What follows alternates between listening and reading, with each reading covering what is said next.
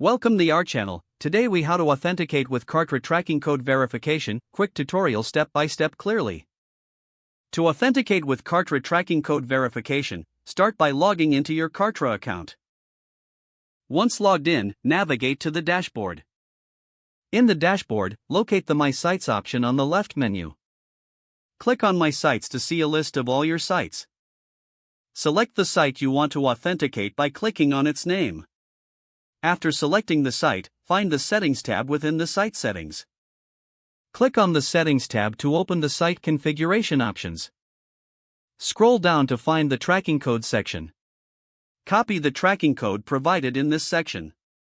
Now, open a new browser tab and go to your website's content management system. Log into your website CMS and navigate to the area where you can insert scripts or code. This area is often found in the header or footer settings of your website. Paste the Kartra tracking code you copied earlier into the appropriate section. Save the changes to ensure the tracking code is applied. Next, return to your Kartra dashboard and go back to the My Sites option. Once again, select the relevant site. Look for the Verify Tracking Code button. Click on this button to begin the verification process. Kartra will check for the presence of the tracking code on your website.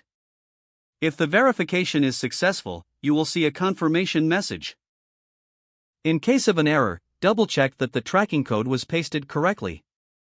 After successful verification, your site is now authenticated with Kartra.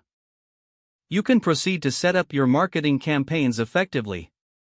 Congratulations on completing the tracking code verification process.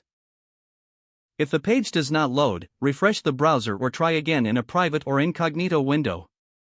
Make sure you are using the correct email address, then retype it carefully to avoid small typos. If your password is not accepted, use the reset option and create a new strong password you can remember. Check your spam folder for verification or security emails, then complete any requested confirmation steps. Don't forget to like this video and subscribe to our channel for more step-by-step tech guides.